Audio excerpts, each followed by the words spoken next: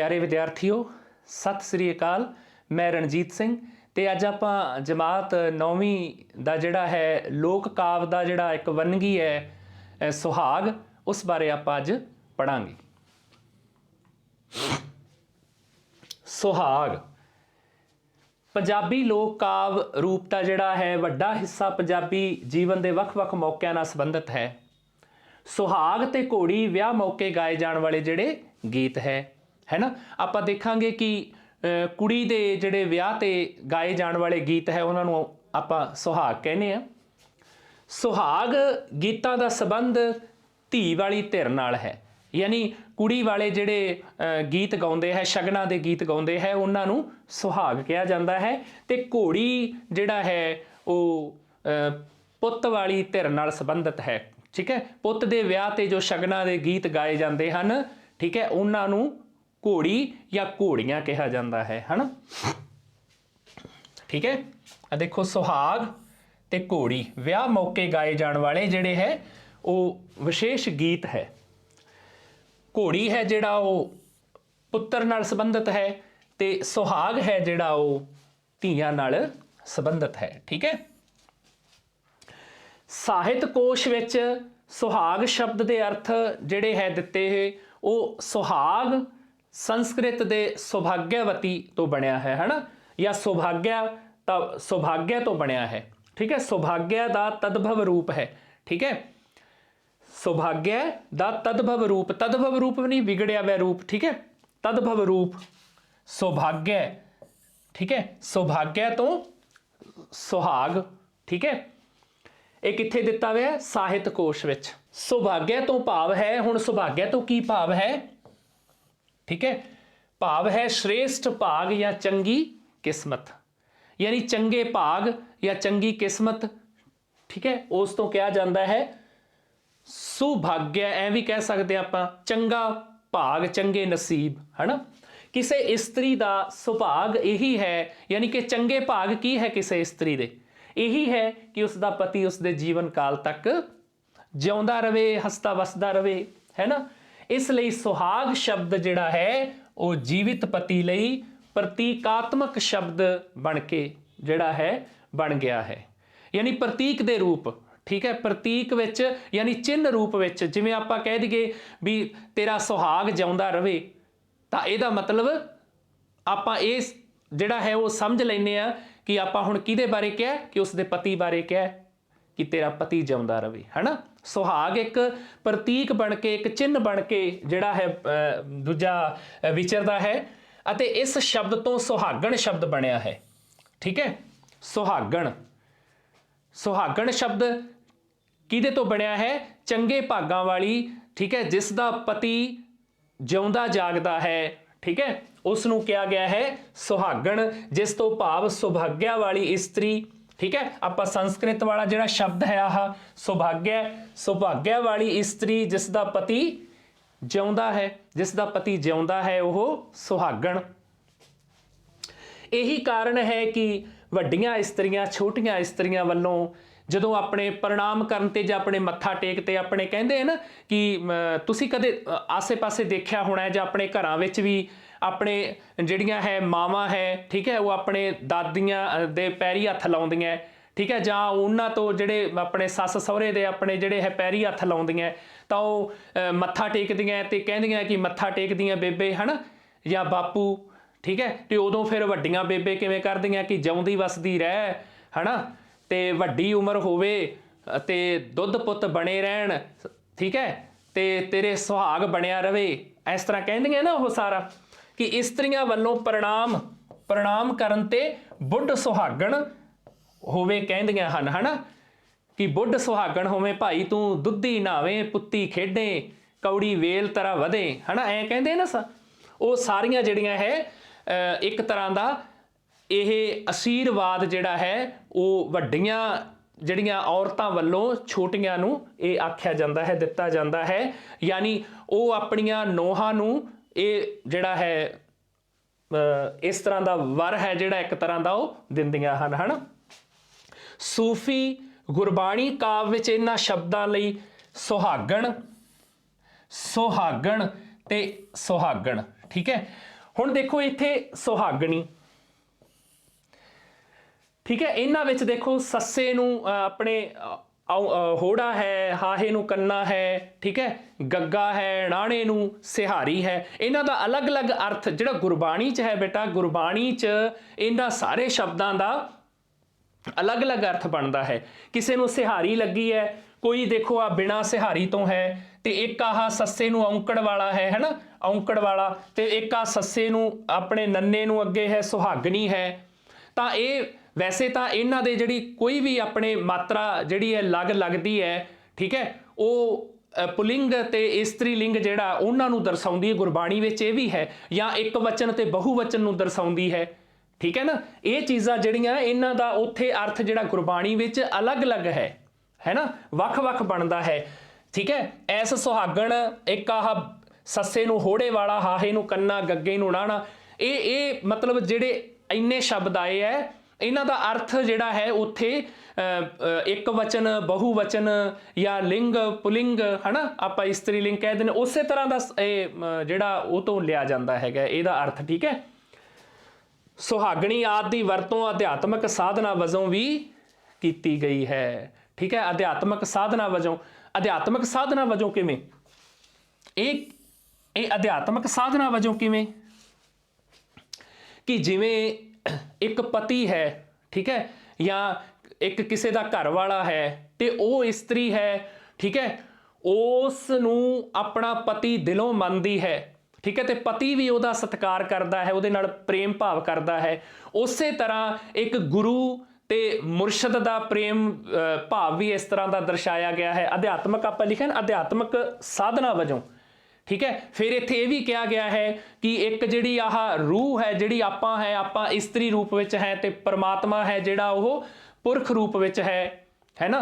इस तरह करके जिहड़ा इन्हां नूं दर्शाया गया है कि जिहड़ा मतलब परमात्मा दे कहणे विच है, गुरु दे कहणे विच है, ठीक है, वो जिहड़ा है गुरबाणी विच जिहड़ा है उत्थे मर्द ते औरत उन्हां नूं एक तरह दा इस्त्री वजों ही जिहड़ा है जानिया जाता है। जिवें आपां कह दिंदे जीव इस्त्री, ठीक है, जीव इस्त्री ते प्रभु परमात्मा, ऐ करके दर्शाया गया है ना, जीव इस्त्री ते प्रभु परमात्मा। सो इस करके जिहड़ी जीव इस्त्री उस प्रभु परमात्मा दे जिहड़ा है उहदी याद विच रहिंदी है, ठीक है, ते उस नूं जिहड़ा है हर पल याद करदी है, उस नूं सुहागण कहा गया है ना। इस तरह करके जिहड़ा है यह अध्यात्मक साधना वजों भी इस नूं लिया गया है, ठीक है। पर आपां इत्थे जिहड़ा है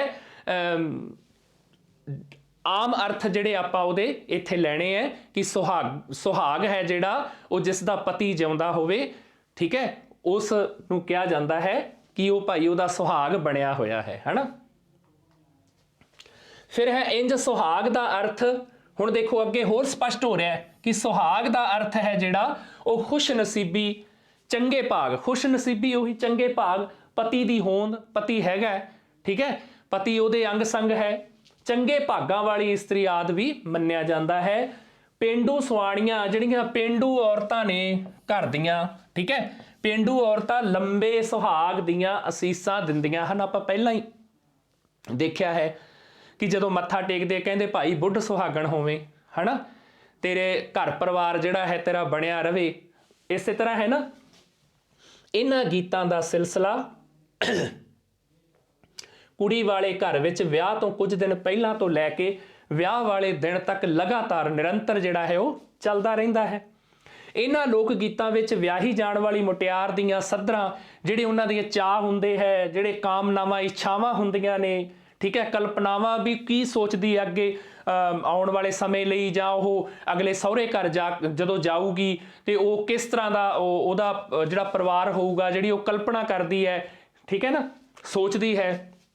चंगे सहुरे घर दी लोचा, फिर चंगे सहुरे घर दी लोचा मतलब लोचना मतलब इच्छा करना कि मैनू मतलब की हैगा चंगा परिवार मिले, चंगा सहुरा परिवार मिले, चंगा घर बार मिले, ठीक है, वो रज्या पुज्या परिवार मिले, ठीक है, इस तरह हुंदा है। वर दी कामना, सोहणे वर दी की है, सोहणे वर दी कामना।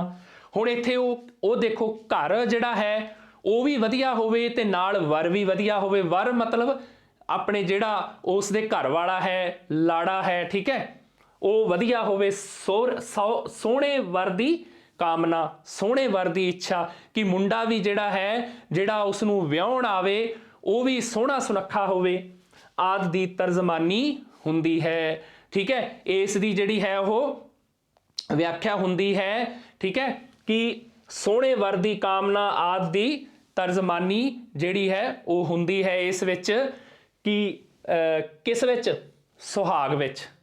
ਸੁਹਾਗ ਇੱਥੇ ਲੋਕ ਕਾਵ ਸੁਹਾਗ ਹੈ ਨਾ, ਲੋਕ ਕਾਵ ਵਿੱਚ ਇਹ ਕਿਸ ਚੀਜ਼ ਦੀ ਗੱਲ ਹੁੰਦੀ ਹੈ ਸੁਹਾਗ ਵਿੱਚ? ਕਿ ਇਹਨਾਂ ਲੋਕ ਗੀਤਾਂ ਵਿੱਚ ਵਿਆਹੀ ਜਾਣ ਵਾਲੀ ਮੁਟਿਆਰ ਦੀਆਂ ਜਿਹੜੀਆਂ ਸੱਧਰਾਂ ਹੈ, ਕਾਮਨਾਵਾਂ ਹੈ, ਕਲਪਨਾਵਾਂ ਹੈ, ਚੰਗੇ ਸਹੁਰੇ ਘਰ ਦੀ ਲੋਚਾ ਹੈ, ਸੋਹਣੇ ਵਰ ਦੀ ਜਿਹੜੀ ਕਾਮਨਾ ਹੈ, ਉਹ ਸਾਰੀ ਜਿਹੜੀ ਹੈ ਆਦਿ ਦੀ ਤਰਜਮਾਨੀ ਹੁੰਦੀ ਹੈ। ਠੀਕ ਹੈ,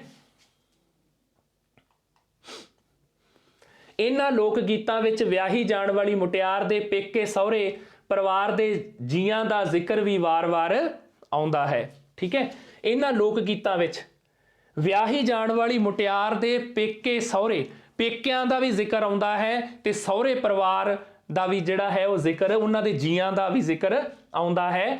ਠੀਕ ਹੈ, ਓਪਰੇ ਅਣਡਿੱਠੇ ਰਿਸ਼ਤਿਆਂ ਦੀ ਸਾਂਝ ਅਤੇ ਅਪਣਤ ਬਾਰੇ ਕਾਮਨਾ ਕਲਪਨਾ ਕਈ ਵਾਰ ਤਰਲੇ ਭਰੀ ਤੇ ਕਰੁਣਾਮਈ ਬੋਲੀ ਵਿੱਚ ਵੀ ਪ੍ਰਗਟ ਹੁੰਦੀ ਹੈ। ਠੀਕ ਹੈ, ਇਹਦਾ ਕੀ ਹੈ ਇੱਥੇ ਕੀ ਕਹਿ ਰਹੇ ਨੇ ਕਿ ਓਪਰੇ ਅਣਡਿੱਠੇ, ਜਿਹੜੇ ਹਾਲੇ ਤੱਕ ਰਿਸ਼ਤੇ ਵੇਖੇ ਨਹੀਂ। ਇਹ ਅੱਜ ਦੇ ਜ਼ਮਾਨੇ ਦੀ ਗੱਲ ਨਹੀਂ, ਇਹ ਪੁਰਾਣੇ ਜ਼ਮਾਨੇ ਦੀ ਗੱਲ ਹੈ, ਜਦੋਂ ਰਿਸ਼ਤੇ ਵੀ ਜਿਹੜੇ ਹੈ ਉਹ ਇੱਕ ਤਰ੍ਹਾਂ ਨਾਲ ਕੋਈ ਸਾਂਝੇ ਬੰਦੇ ਰਾਹੀਂ, ਜਿਵੇਂ ਆਪਾਂ ਅੱਜ ਵਿਚੋਲਾ ਕਹਿ ਦਿੰਦੇ ਆ, ਉਦੋਂ ਕੁੜੀ ਤੇ ਮੁੰਡੇ ਨੂੰ ਨਹੀਂ ਪਤਾ ਹੁੰਦਾ ਸੀ ਕਿ ਮੁੰਡਾ ਕਿਸ ਤਰ੍ਹਾਂ ਦਾ ਹੈ, ਕੁੜੀ ਕਿਸ ਤਰ੍ਹਾਂ ਦੀ ਹੈ ਨਾ। ਉਹ ਮਾਪੇ ਹੀ ਜਿਹੜਾ ਹੈ ਆਪਣੇ ਉਹ ਜਿਹੜਾ ਹੈ ਉਹਦਾ ਰਿਸ਼ਤਾ ਤੈਅ ਕਰਦੇ ਸਨ। ਠੀਕ ਹੈ, ਤੇ ਉਦੋਂ ਕਿਸੇ ਤਰ੍ਹਾਂ ਦੀ ਕੋਈ ਵੀ ਆਪਣੇ ਜਿਵੇਂ ਅੱਜ ਤੱਕ ਤਾਂ ਹੁਣ ਮੋਬਾਈਲ ਚੱਲ ਪਏ, ਬਹੁਤ ਕੁਛ ਹੈ ਜਿਹੜਾ ਸਭ ਤੋਂ ਪਹਿਲਾਂ ਪਤਾ ਲੱਗ ਜਾਂਦਾ ਹੈ, ਪਰ ਉਦੋਂ ਇਹ ਚੀਜ਼ਾਂ ਨਹੀਂ ਸੀ ਹੁੰਦੀਆਂ ਹੈ ਨਾ।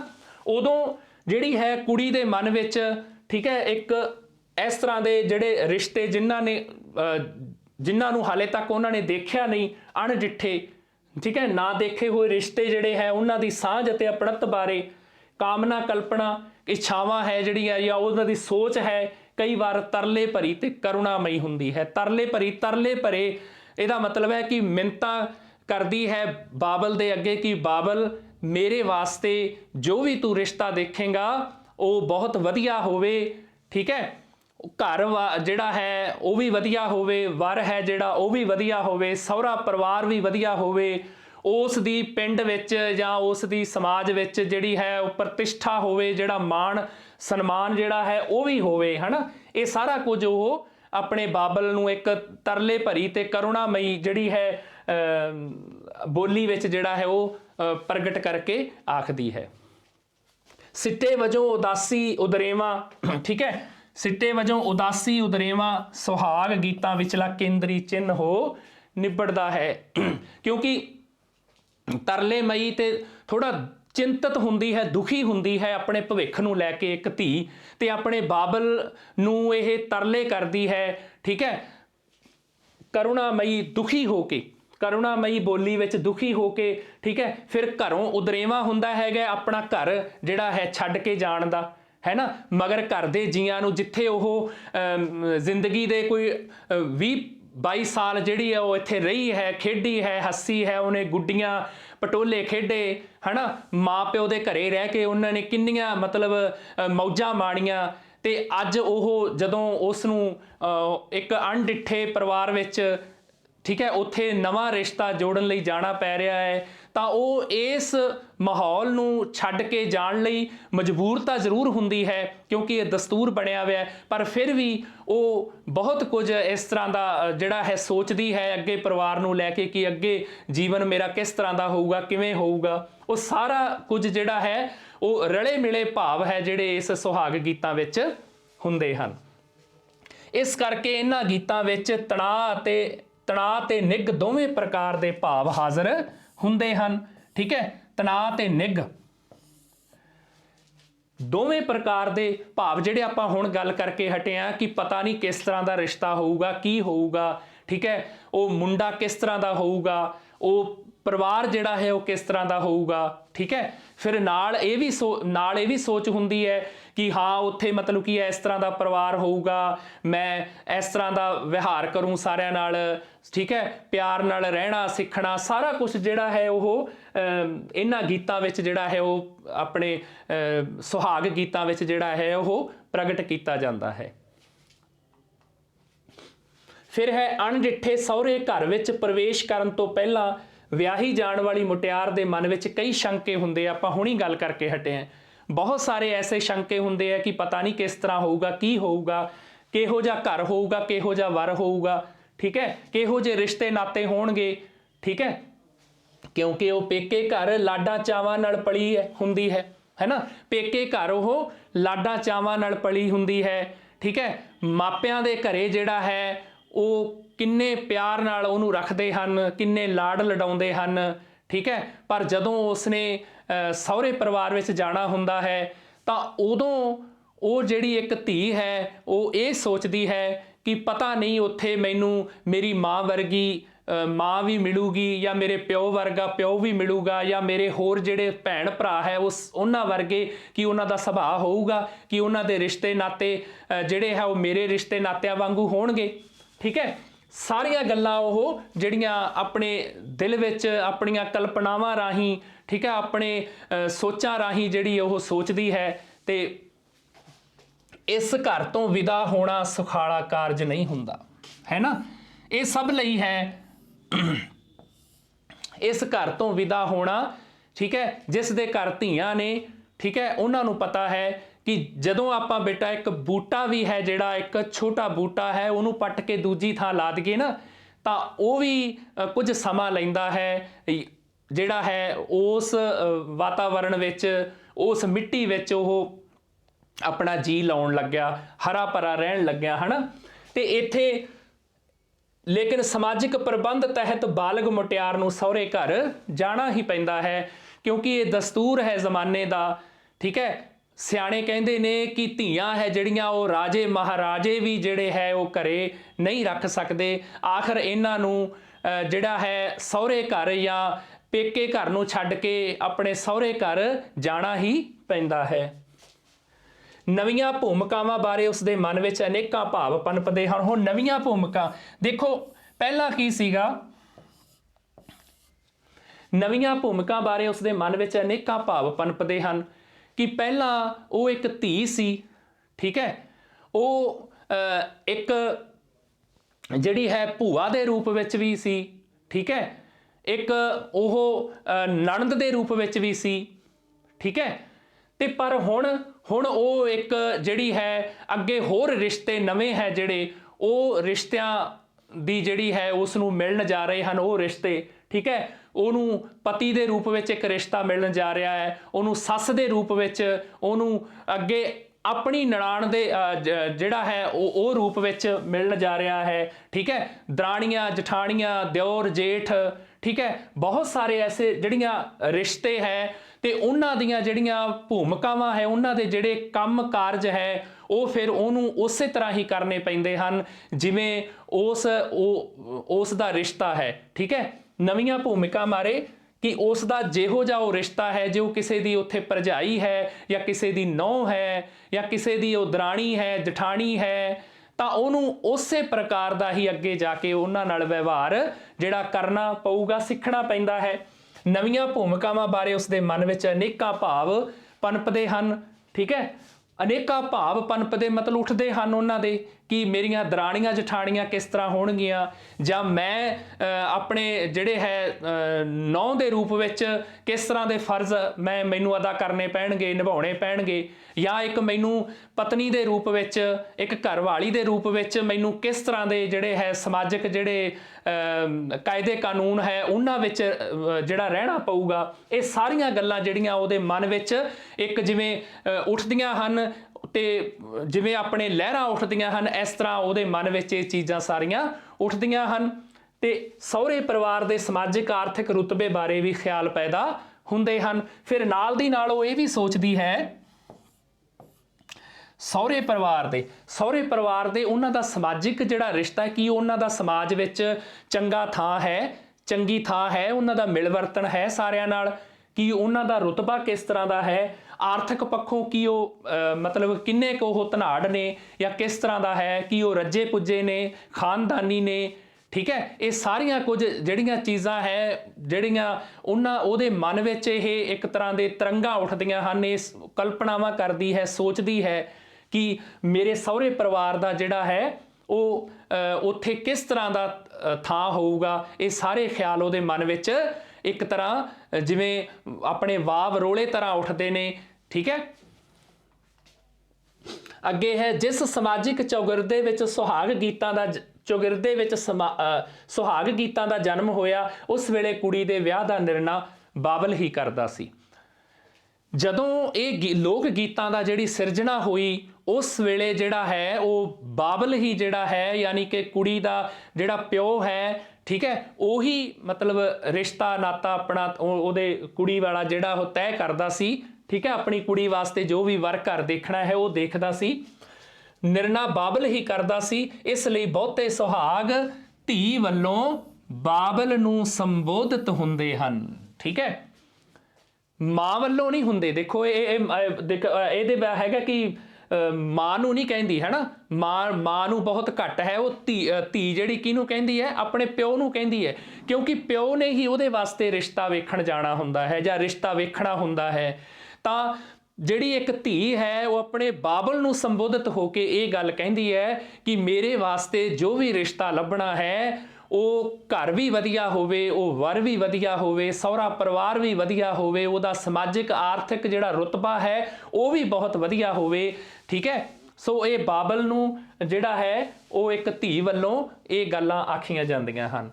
ਤੇ ਉੱਥੇ ਇੱਕ ਆਹ ਤੁਕ ਆਪਾਂ ਗਾਂ ਵੀ ਅੱਗੇ ਪੜਾਂਗੇ, ਜਿਹੜੇ ਉਹਦੇ 'ਚ ਜਦੋਂ ਆਪਾਂ ਇਹ ਲੋਕ ਗੀਤ ਜਿਹੜੇ ਸੁਹਾਗ ਹੈ ਉਹ ਦੇਖਾਂਗੇ ਨਾ, ਉਦੋਂ ਕਿ ਦੇਈ ਦੇਈ ਵੇ ਬਾਬਲਾ ਉਸ ਘਰੇ ਜਿੱਥੇ ਸੱਸ ਭਲੀ, ਠੀਕ ਹੈ, ਸਹੁਰਾ ਸਰਦਾਰ ਹੋਵੇ।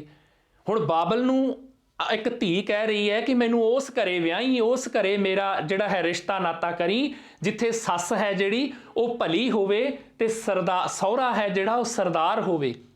ਕਿਉਂਕਿ ਉਹਦੇ ਮਨ ਵਿੱਚ ਪਹਿਲਾਂ ਹੀ ਇਸ ਤਰ੍ਹਾਂ ਦੀਆਂ ਕਲਪਨਾਵਾਂ ਜਿਹੜੀਆਂ ਹੈ, ਇਸ ਤਰ੍ਹਾਂ ਦੀਆਂ ਜਿਹੜੀਆਂ ਗੱਲਾਂ ਹੈ, ਖਿਆਲ ਹੈ, ਉਹ ਕਿੰਨੇ ਹੀ ਜਿਹੜੇ ਹੈ ਉੱਠਦੇ ਬਹਿੰਦੇ ਹਨ, ਠੀਕ ਹੈ, ਤਰੰਗਾਂ ਉੱਠਦੀਆਂ ਨੇ ਇਸ ਤਰ੍ਹਾਂ ਦੀਆਂ ਕਿ ਪਤਾ ਨਹੀਂ ਕਿਸ ਤਰ੍ਹਾਂ ਦਾ ਹੋਊਗਾ, ਠੀਕ ਹੈ। ਜਿਸ ਤਰ੍ਹਾਂ ਦੇ ਸਮਾਜ ਵਿੱਚ ਪਹਿਲਾਂ ਕਿ ਸੱਸਾਂ ਬਾਰੇ ਕਿਸ ਤਰ੍ਹਾਂ ਦਾ ਵਿਚਾਰ ਜਿਹੜੇ ਹੈ ਉਹ ਜਿਹੜੇ ਹੈ ਸੋਚੇ ਜਾਂਦੇ ਹਨ, ਤੇ ਉਹਨਾਂ ਨੂੰ ਲੈ ਕੇ ਇਹ ਉਹਦੇ ਮਨ ਵਿੱਚ ਵੀ ਸ਼ੰਕਾ ਹੈ, ਉਹਦੇ ਮਨ ਵਿੱਚ ਵੀ ਇਸ ਤਰ੍ਹਾਂ ਦਾ ਇਹ ਜਿਹੜਾ ਸੰਸਾ ਹੈ ਕਿ ਪਤਾ ਨਹੀਂ ਮੇਰੀ ਸੱਸ ਕਿਸ ਤਰ੍ਹਾਂ ਦੀ ਹੋਊਗੀ, ਠੀਕ ਹੈ। ਤੇ ਉਹ ਆਪਣੇ ਕਿਹਨੂੰ ਕਹਿ ਰਹੀ ਹੈ, ਆਪਣੇ ਬਾਬਲ ਨੂੰ ਕਹਿ ਰਹੀ ਹੈ ਕਿ ਬਾਬਲ ਮੈਨੂੰ ਉਸ ਘਰੇ ਵਿਆਹੀ, ਉੱਥੇ ਮੇਰਾ ਰਿਸ਼ਤਾ ਕਰੀ ਜਿੱਥੇ ਮੇਰੀ ਸੱਸ ਹੈ ਜਿਹੜੀ ਉਹ ਭਲੀ ਹੋਵੇ, ਚੰਗੇ ਸੁਭਾਅ ਦੀ ਹੋਵੇ, ਤੇ ਸਹੁਰਾ ਵੀ ਪੂਰਾ ਸਰਦਾਰ ਹੋਵੇ, ਉਹਦਾ ਪਿੰਡ ਵਿੱਚ ਜਿਹੜਾ ਹੈ ਉਹਦਾ ਨਾਂ ਮੰਨਿਆ ਤੰਨਿਆ ਹੋਵੇ, ਮੰਨਿਆ ਪਰਮੰਨਿਆ ਹੋਵੇ, ਹੈ ਨਾ। ਕੁੜੀ ਦੇ ਵਿਆਹ ਮੌਕੇ ਗਾਏ ਜਾਣ ਵਾਲੇ ਸੁਹਾਗ ਗੀਤਾਂ ਵਿੱਚੋਂ ਕੁਝ ਗੀਤ ਪਾਠ ਪੁਸਤਕ ਵਿੱਚ ਸ਼ਾਮਲ ਕੀਤੇ ਜਾ ਰਹੇ ਹਨ, ਠੀਕ ਹੈ। ਇਹ ਸ਼ਾਮਲ ਕੀਤੇ ਜਾ ਰਹੇ ਆਪਾਂ ਅੱਗੇ ਦੇਖਾਂਗੇ, ਠੀਕ ਹੈ, ਆਪਾਂ ਕਿ ਕਿਸ ਤਰ੍ਹਾਂ ਦੇ ਗੀਤ ਹੁੰਦੇ ਆ ਜਿਹੜੇ ਸੁਹਾਗ ਗੀਤ ਹੈ।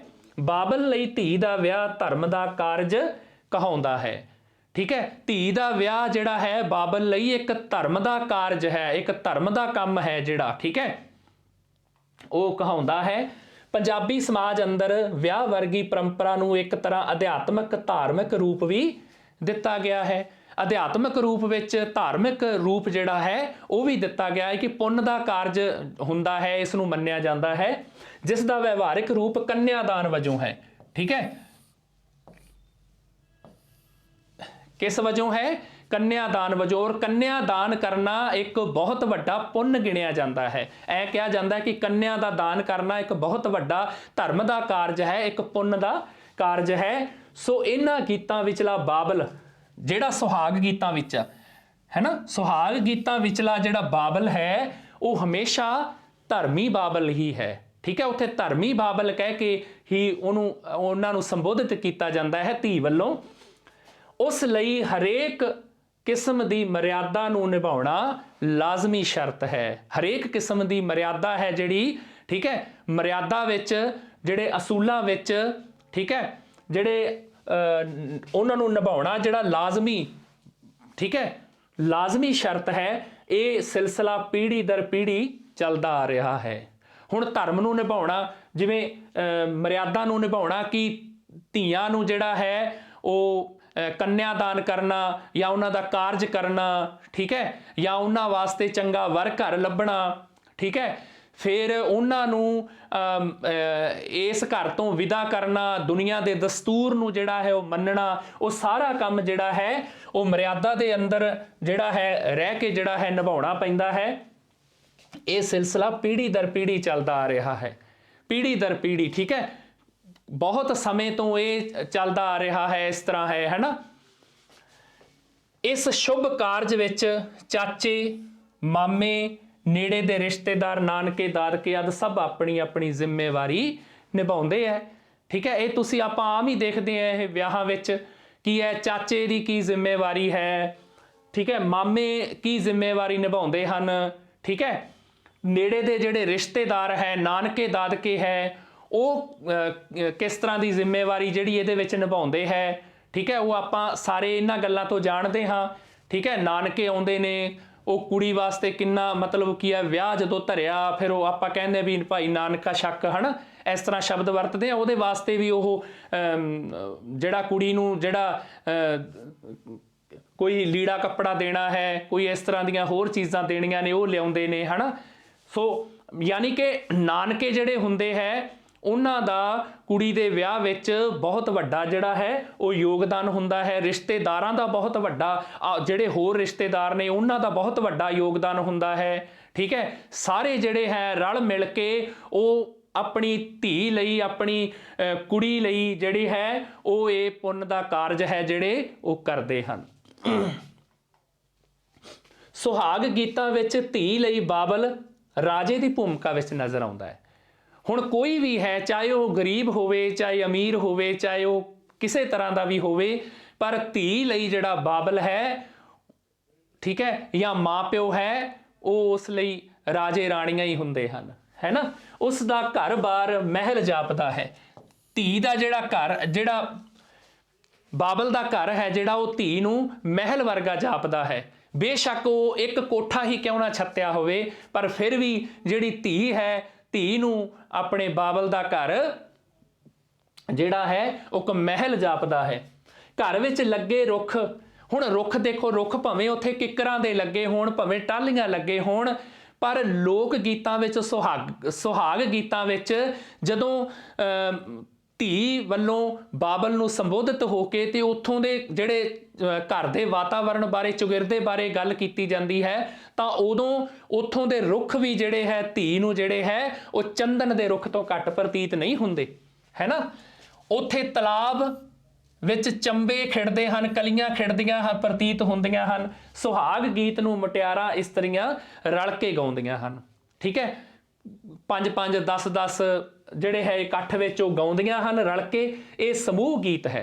हुण ये किहड़ा गीत है? समूह गीत है, यानी कि इकट्ठियां जिहड़ियां है औरतां जिहड़ियां उन्हां वल्लों गाया जांदा है, समूह गीत है। जरूरत अनुसार वाकां वाकंशां विच दोहरा कर लिया जांदा है।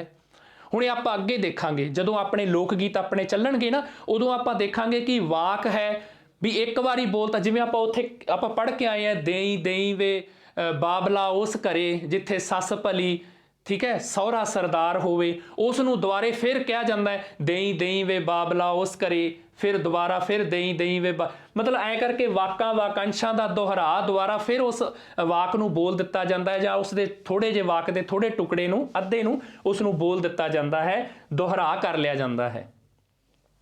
खित्ते मुताबक, खित्ता हुंदा इलाके मुताबक, इलाके दे अनुसार, ठीक है। कोई भी इलाका है उस इलाके के अनुसार जिहड़ा है ये भाषा का रूप भी बदल जाता है। हुण आपां देखते हैं कि जिवें उन्होंने कहा कि जिवें देवी देवी तो देई, हुण कई कहंदे देवी देवी वे बाबला उस घरे, ते कई कहंदे देई देई वे बाबला उस घरे, है ना। सो इस तरह कई आंदे है बेटड़ी, कई आंदे है बेटी, ठीक है, अलग अलग हो गया ना, वख वख हो गया, पर इहदा अर्थ इक्को ही है। बेटी ते बेटड़ी अर्थ इक्को ही है। उस तरह देवी ते देई का अर्थ भी इक्को ही है। फिर है बालड़े, बालड़े ते बाले, आप कहते हैं कई आंदे बाले बहुत ज़्यादा, कई आंदे बालड़े है ना, दी थां बहुते, बाले आप बाले कह दें बहुते आदि। बनतर पक्षों ये गीत सरल किस्म के हुंदे हन, ठीक है, ये सरल किस्म के हुंदे है, इन्हां विच कोई ज़्यादा वो उलझा वाली गल नहीं हुंदी, कोई इस तरह की नहीं हुंदी कि वो ना समझ सकन, ना समझ आउण वाले होण, है ना। उस तरह आम जड़ियाँ परिवार विच अपने आम जड़ियाँ रिश्ते नात्यां विच जो गल्लां बातां हुंदियां उही गल्लां इन्हां विच हुंदियां हन। लै इन्हां गीतां दा कावक लक्षण है, ये गाए जाते हैं, गाउण वाले होंगे है ना। विआह शादियां विच जदों अपने कुड़ी दे विआह विच जदों गाए जाते हैं तो इन्हां, ठीक है, इन्हां विच लै हुंदी है, एक तरह की सुर हुंदा है ना। ये इन्हां दा कावक लक्षण है, ठीक है। ये 25वें काव रूप की श्रेणी विच आउंदे है। 25वें काव रूप की 25वां काव रूप वो हुंदा है जिहड़ा ਇਹਦਾ ਆਪਾਂ ਕਿਸੇ ਤਰ੍ਹਾਂ ਇਹਦੀ ਤੁਕ ਨੂੰ ਕੋਈ ਬਦਲ ਨਹੀਂ ਸਕਦੇ। ਜਿਵੇਂ ਹੈ, ਜਿਵੇਂ ਆਪਾਂ ਦੇਖੋ ਦੇਈ ਦੇਈ ਵੇ ਬਾਬਲਾ ਉਸ ਘਰੇ, ਹੁਣ ਇੱਥੇ ਐ ਨਹੀਂ ਹੋ ਸਕਦਾਗਾ ਵੀ ਦੇਈ ਦੇਈ ਵੇ ਦੇਈ ਦੇਈ ਨਹੀਂ ਮਾਏ ਉਸ ਘਰੇ, है ना, इस तरह नहीं कर सकते।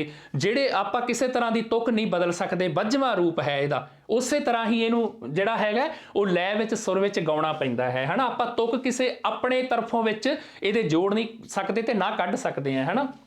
ਕੁੜੀ ਦੀ ਵਿਦਾਈ ਸਮੇਂ, ठीक है, कुड़ी दी विदाई समय करुणामई वेदनामई दृश्य होने करके इन्हां गीतां विच्चों करुणा रस की झलक भी देखी जा सकती है। ये आपां सारे वाकफ हैं, इन्हां गल्लां तो जानकार हैं बेटा कि जदों अपने घरे कोई भैन हुंदी है, ठीक है, जां कोई बेटी धी हुंदी है तो उहनूं अपने घर चों जो दूजे घर आपां सहुरे परिवार विच तोरदे आ, ठीक है, उस विआह वेले डोली तोरन वेले किस तरह का माहौल हुंदा है ये सारे ही आपां जाणदे हां, ठीक है। जदों वो परिवार नालों विछड़दी है एक बेटी एक धी, ठीक है, तो वो किन्ना उत्थे जिहड़ा है हर कोई जिहड़ा है अखां चों जिहड़ा है पानी है वो छम छम करके जिहड़ा है बाबल माँ सारे रो रहे हुंदे हन, है ना।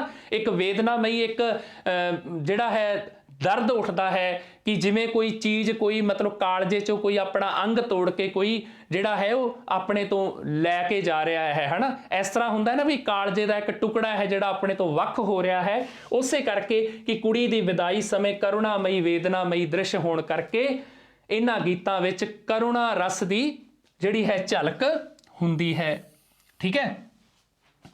करुण रस की झलक जिहड़ा जदों बंदा दुखी हुंदा है ना, ठीक है, उदों ये मतलब जदों उहदे अंदर इस तरह की विछोड़े की पीड़ा हुंदी है।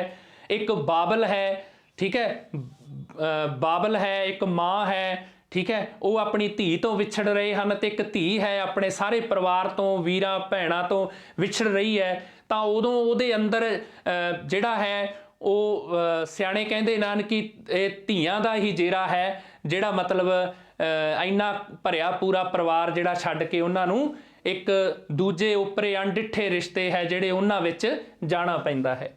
धी दे पेके घरों विछड़न मौके परिवार ते साक संबंधी रोंदे हन, ये आपां देखिया ही है। और रोंदे जिहड़े हन वो फिर जदों कोई विछड़दा है, जदों परिवार विच जम्मी पली हस्सी खेडी गुड्डियां पटोले उन्हें खेडे, उन्हें चरखा कढ़िया, है ना, चरखा कत्तिया, फिर उन्हें कसीदे कढ़े फुलकारियां कढ़ियां, ठीक है, किन्ना ही कुछ जिहड़ा है वो परिवार विच रहिंदियां जिहड़ा है उत्थे वो करदी सी मौजां माणियां उन्हें, ठीक है, उहनूं किसे गल दा संसा नहीं सी, है ना। ते अज उहनूं जिहड़ा है अपने परिवार तो जिहड़ा है वो सदा लई आपां कह सकते हैं। देखो बाद च भी ਵਿਆਹਣ ਤੋਂ ਬਾਅਦ ਵੀ ਧੀਆਂ ਮਿਲਦੀਆਂ ਨੇ ਸਾਰਾ ਕੁਝ ਨੇ, ਪਰ ਫਿਰ ਵੀ ਸਿਆਣੇ ਕਹਿੰਦੇ ਨੇ ਕਿ ਉਹਨਾਂ ਦਾ ਉਹੋ ਜਿਹਾ ਜਿਹੜਾ ਹੱਕ ਹੈ ਜਿਹੜਾ ਹੈ ਜਾਂ ਜਿਹੜੀਆਂ ਪਹਿਲਾਂ ਜਿਹੜੀਆਂ ਧੀਆਂ ਆਪਣਾ ਇੱਕ ਤਰ੍ਹਾਂ ਦਾ ਉੱਥੇ ਮੌਜਾਂ ਮਾਣਦੀਆਂ ਸਨ ਉਹ ਸਹੁਰੇ ਪਰਿਵਾਰ ਵਿੱਚ ਸ਼ਾਇਦ ਉਹਨਾਂ ਨੂੰ ਉਸ ਤਰ੍ਹਾਂ ਦਾ ਮਾਹੌਲ ਮਿਲ ਸਕੇ ਜਾਂ ਨਾ ਮਿਲੇ, ਇਹ ਸਾਰਾ ਕੁਝ ਸੋਚਦੀਆਂ ਉਹ ਤੇ ਇਸ परिवार नाल जिहड़ा है अपनी जिहड़ी अगले परिवार नाल जिहड़ी सांझ बनाउण दी जिहड़े उन्हां दे अंदर जिहड़े इस तरह के ख्याल हुंदे हन, ठीक है, वो एक तरह थाली दे पानी वांग जिहड़ा है उन्हां दा दिल डोलदा रहिंदा है कि पता नहीं किस तरह होऊगा किवें होऊगा।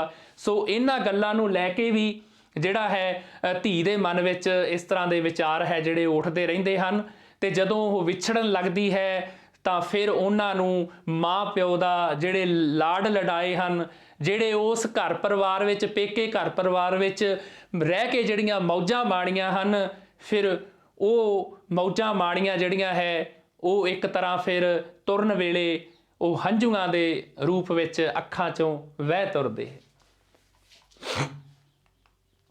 ਸੋ ਇਸ ਤਰ੍ਹਾਂ ਆਪਾਂ ਦੇਖਿਆ ਕਿ ਸੁਹਾਗ ਹੈ ਜਿਹੜਾ ਉਹ ਸੁਭਾਗਿਆ ਤੋਂ ਬਣਿਆ ਹੈ, ਠੀਕ ਹੈ, ਜਿਸ ਦਾ ਪਤੀ ਜਿਉਂਦਾ ਹੋਵੇ, ਠੀਕ ਹੈ। ਤੇ ਇਸ ਤਰ੍ਹਾਂ ਅੱਗੇ ਆਪਾਂ ਉਹਨਾਂ ਵਿੱਚ ਵੇਖਿਆ ਕਿ ਇਹ ਇੱਕ ਇਹਨਾਂ ਦੀ ਜਿਹੜੀ ਹੈ 22ਵੇਂ ਕਾਵਿ ਰੂਪ ਵਿੱਚ ਹੈ, ਠੀਕ ਹੈ। ਇਹਨਾਂ ਦੀ ਜਿਹੜੀ ਹੈ ਵੇਦਨਾਮਈ ਤੇ ਕਰੁਣਾਮਈ ਜਿਹੜਾ ਹੈ ਸ਼ੈਲੀ ਵਿੱਚ ਜਿਹੜਾ ਇਹਨਾਂ ਦਾ ਜਿਹੜਾ ਗਾਇਆ ਜਾਂਦਾ ਹੈ ਇਹਨਾਂ ਨੂੰ, ਹੈ ਨਾ। ਸੋ ਆਪਾਂ ਅੱਜ ਦੇ ਇਸ ਪਾਠ ਵਿੱਚ, ਠੀਕ ਹੈ, ਸੁਹਾਗ ਗੀਤ ਬਾਰੇ ਜਾਣਿਆ ਕਿ ਸੁਹਾਗ ਗੀਤ ਕੀ ਹੁੰਦੇ ਹਨ ਤੇ ਸੁਹਾਗ ਕਿਹਨੂੰ ਕਿਹਾ ਜਾਂਦਾ ਹੈ, ਠੀਕ ਹੈ। ਅਗਲੀ ਆਉਣ ਵਾਲੀ ਵੀਡੀਓ ਵਿੱਚ ਆਪਾਂ ਇਸ ਤੋਂ ਅੱਗੇ ਇਹਨਾਂ ਦੀਆਂ ਵੰਨਗੀਆਂ ਦੇਖਾਂਗੇ ਕਿ ਇਹ ਜਿਹੜੇ ਸੁਹਾਗ ਗੀਤ ਉਹ ਕਿਸ ਕਿਸ ਤਰ੍ਹਾਂ ਦੇ ਹਨ, ਠੀਕ ਹੈ। ਸੋ ਤਦ ਤੱਕ ਲਈ ਆਪ ਸਾਰੇ ਪਿਆਰੇ ਬੱਚਿਆਂ ਨੂੰ ਸਤਿ ਸ੍ਰੀ ਅਕਾਲ।